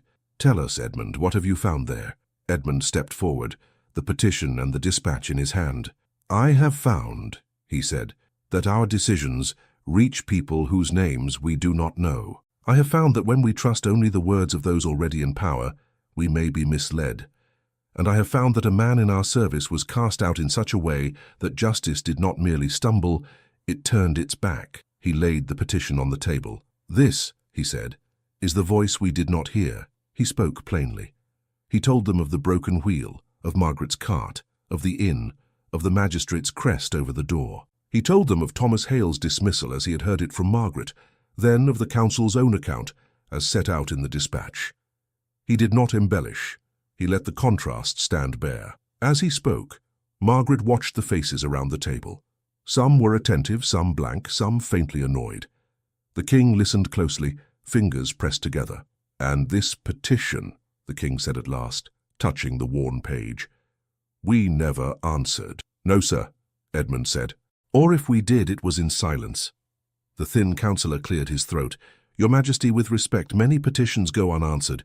We cannot possibly respond to every complaint." "This was not a quarrel about a missing chicken," Edmund said. "This was the livelihood of a man charged with our land. He asked for our ear. He received none. And the magistrate who judged him now faces questions in the very region he claimed to pacify. We trusted his reports," another councillor added. "He has long been considered reliable. Perhaps too much so." Wycliffe's voice came from the side. He had arrived quietly and now stepped forward. "I have heard tales of his severity. I lacked proof. It seems Miss Hale has provided what we could not find ourselves." Eyes turned to Margaret again. The king looked at her. "Miss Hale," he said, "come forward." Her legs felt wooden, but she moved, each step careful. She stopped a respectful distance from the table. "You have the floor," the king said. "Speak of your father." Her mouth went dry. For a heartbeat she saw her father's face, bent over the petition, lips moving as he sounded out the words he was not sure were grand enough. "My father," she said slowly, "was not an educated man in the way some here are. He learned his letters late, but he knew the land. He knew the families who worked it. He believed that those who serve the crown must protect those beneath them, not use them as numbers in a ledger." She told them of his work, of the fields he walked, of the winter he spent measuring boundaries in snow. She told them of the day he was called before the magistrate, of how he tried to explain, of how he came home with his shoulders bent as if he had been struck without a hand. Her voice shook once. She steadied it. He did not seek to defy the crown, she said. He sought to defend the people under it. When he wrote to you, he believed that if you only knew, you would correct what had been done. He died believing his words had fallen into a well. She lifted her chin. I have driven carts in rain and fog, she said. I have carried letters for others, never knowing if they were answered. I stand here now not to ask for revenge or for riches, but for his name to be set straight. He was not a rebel. He was a steward who loved his duty too much to see it twisted. The chamber was quiet. One of the older councillors cleared his throat, softer this time. Your Majesty, he said, it seems clear that the matter deserves review. We cannot undo the past, but we can admit that the magistrate may have acted without sufficient compassion, even if within the letter of his authority. The thin man objected weakly, speaking of order, of the danger of undermining officials. Wycliffe answered him, reminding the room that firmness without fairness breeds unrest. The king listened, then raised a hand. Enough, he said. We will not decide the whole of this at this table, but we can decide the first thing. Thomas Hale's petition should have been answered. It will be answered now. He looked at Margaret. We cannot bring your father back, he said. We cannot give him back the years he lost, but we can state, formally, that we do not consider him disloyal. We can clear his name of any mark. We can ensure that in our records he is remembered as a man who served faithfully and spoke when he believed harm was being done. Margaret's breath hitched. As for the magistrate, the king continued, we will summon him. We will hear his explanations. If we find that he used our authority for his own pride, he will be removed. We will appoint one who remembers that justice is not a hammer. He turned to a scribe. Prepare a declaration, he said. Thomas Hale's dismissal is rescinded in spirit, if not in fact. His family is to receive a yearly pension in recognition of his years of service and the hardship they endured. The cottage from which they were turned shall be restored to their name in perpetuity. His grandchildren will not grow up hearing only that he was troublesome. Margaret's vision blurred. My mother, she whispered, thought she would die with nothing but shame for his memory. Then let her live with something else, the king said kindly. Let her live with the knowledge that her husband's plea reached us at last, even if our ears were slow. She bowed her head, tears slipping down her cheeks. Thank you, she managed. Thank your courage, Edmund said quietly beside her, and your stubbornness. The council murmured, some pleased, some less so. Papers were shuffled. Plans began to be formed. It might have ended there with justice, if not for the other weight in Edmund's chest. The king turned back to him. You have done well, Edmund, he said. You have shown that you understand more than a prince's comfort. I am proud of you. Edmund met his uncle's gaze. There is one more matter, he said. The room stilled again. More. The thin councillor muttered under his breath. The king raised an eyebrow. Proceed. Edmund's throat felt oddly tight, but his voice was steady. I came here to speak for Thomas Hale, he said. I find I must also speak for his daughter.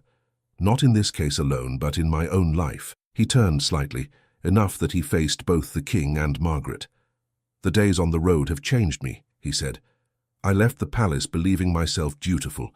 I returned knowing that I was also blind. Miss Hale did not simply drive my cart. She challenged my assumptions. She spoke of our decisions in a way no one here has dared. In doing so, she has shown me what kind of woman I wish to stand beside. The murmur began before he finished the sentence. He heard it as if from a distance. Your Highness, the thin councillor said, be cautious.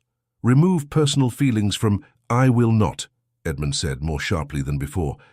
I would be less than honest if I pretended this were only about policy. I am speaking now as a man, not only as a prince. He turned fully to the king. I love her, he said simply. I wish to marry her. The chamber seemed to draw a collective breath. The king's eyes widened a fraction, then narrowed in thought. Edmund, he said slowly, you are not a boy to be reproved for foolishness, but this is unprecedented. Not entirely, Edmund said.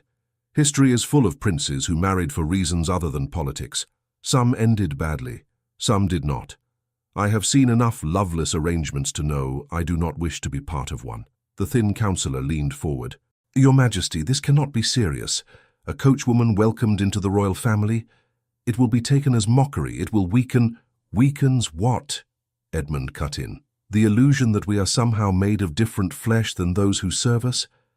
I will not pretend that marrying her makes no difference. It does. It tells the realm that we value character over convenience. He looked back at Margaret. Her face was pale, eyes wide, but she did not look away. Speak, Miss Hale, the king said. What do you say to my nephew's declaration? Margaret drew a long, slow breath. I say, she answered, that I did not come here for this. I came to mend my father's name, not to tangle mine with yours. Her voice softened. But I also say that I do not take his words lightly. I tried to tell myself that what I felt was only gratitude or admiration or the comfort of being seen. It is more than that. I have come to love him as well. She looked at the king. I know what I am, she said. I know where I come from. I know how people will talk. If you agree to this, you will hear that I trapped him, that I used my father's story to climb. I cannot stop them from saying such things. I can only say that I never planned this. I tried not to feel it. I failed. Her gaze flicked briefly to Edmund. And I am glad I failed, she finished. The king sat very still. Silence stretched, broken only by the scratch of the scribe's halted quill. You understand, the king said at last, looking from one to the other, that this will cause unrest of a different sort. Nobles will be offended. Suitors' families will be slighted. You may lose allies. I would rather lose allies than myself, Edmund said. You may lose standing, the king said. Then I will stand lower, Edmund replied, with the right person beside me. The king's gaze softened, just a little. You are your father's son, he murmured. He too had a stubborn streak when he believed something right. He drummed his fingers once on the table. To deny you outright, he said slowly, after praising you for seeking justice, would make me seem a hypocrite. To agree without thought would make me seem a fool. Fortunately, I am neither. He sighed. The line of succession is not as fragile as some pretend, he said. You are not the heir. That grants us a little room. The realm will not fall because one prince chooses a wife from outside its narrow circles. He looked at Margaret again. You will be expected to learn our ways, he said. Not to please our pride, but to protect yourself. There will be eyes on you everywhere. Can you bear that? I do not know, she admitted. I know I can bear a great deal if I am not asked to pretend to be someone else. Do not try to make her into a painted doll, Edmund said quietly. It would be a waste of everything you have just seen. A faint smile touched the king's mouth. You argue well, he said. Very well. I will not forbid it. You may marry, if you are still of one mind, after a proper betrothal. We will announce it after Thomas Hale's name is formally cleared, so it is known that this is not a reward, but a separate matter. He raised a hand as murmurs rose again. The realm will talk, he said. Let it. We will keep order. If this union fails, it will be for the same reasons any marriage fails. Human weakness, not station. He looked at Edmund with sudden sharpness. And if you hurt her, he added, you will answer to more than gossip. Edmund bowed his head. I would expect nothing less, he said. Margaret felt as if the floor might tilt. The shouted protests she had feared did not come. Instead, the room began to buzz with practical considerations, objections folded into plans, plans adjusting around a decision already made.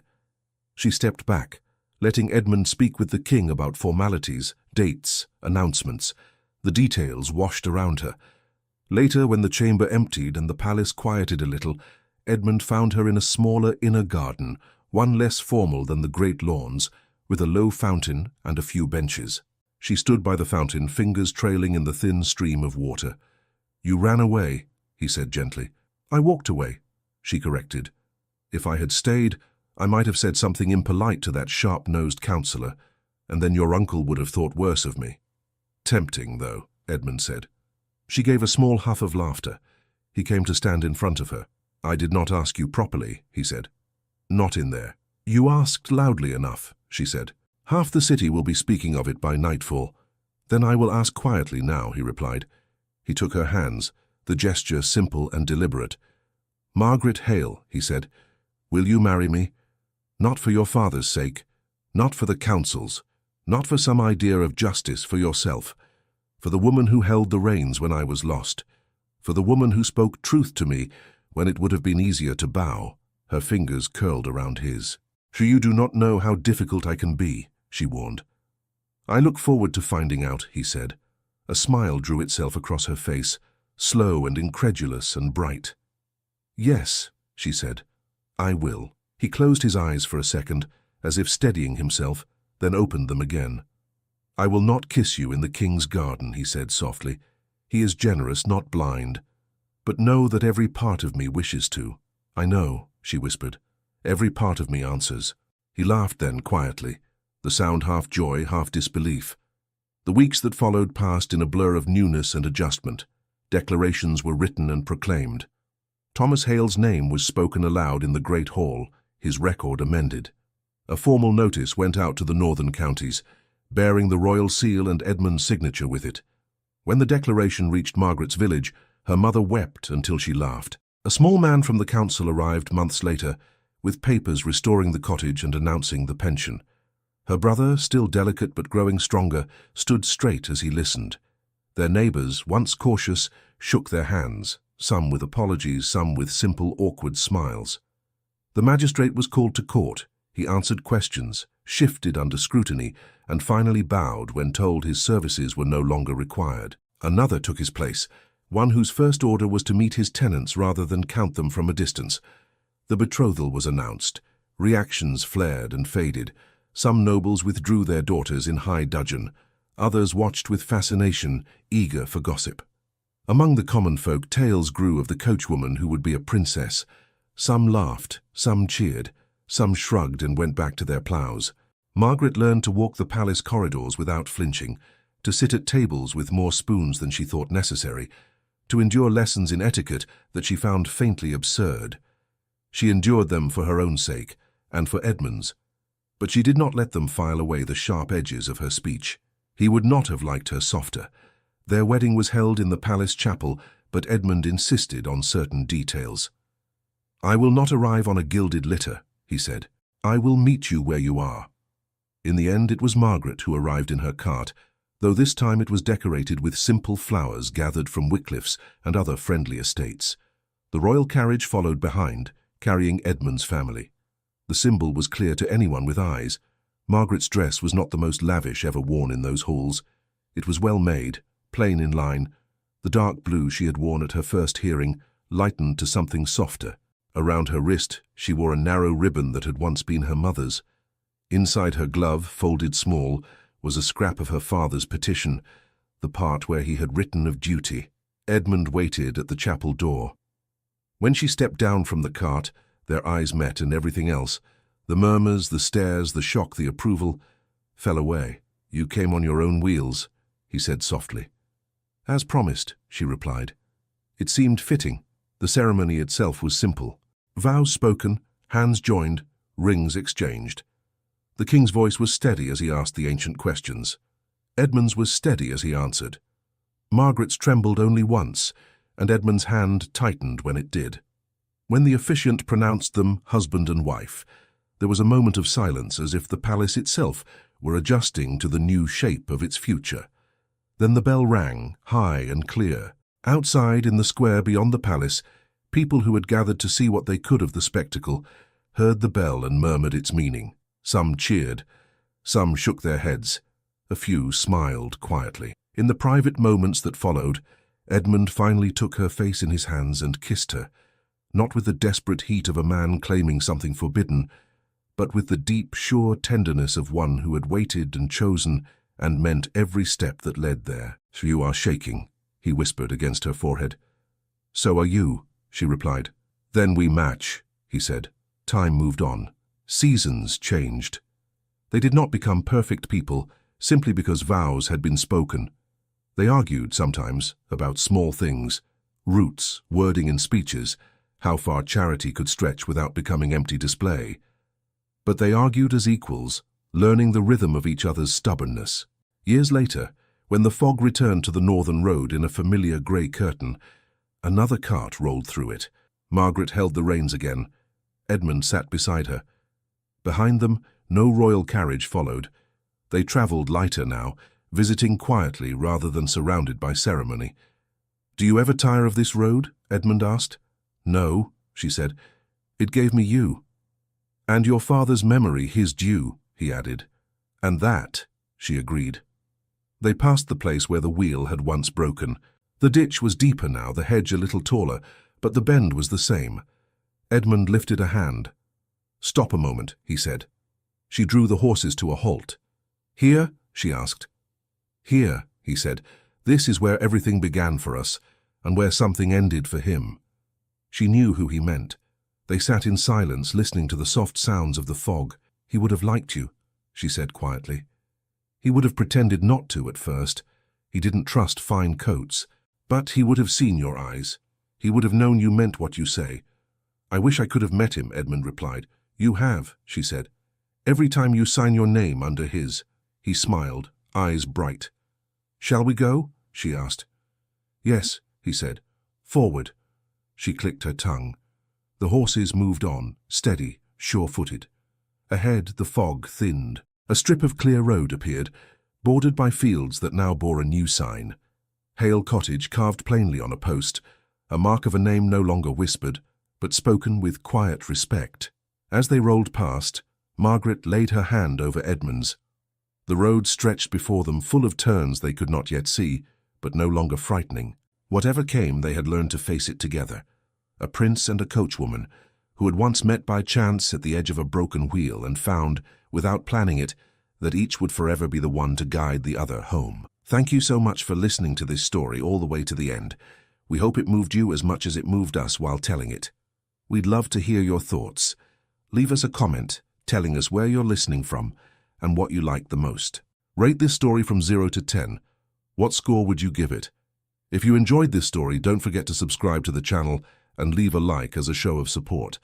That really motivates us to keep creating and sharing more stories full of emotion and life lessons.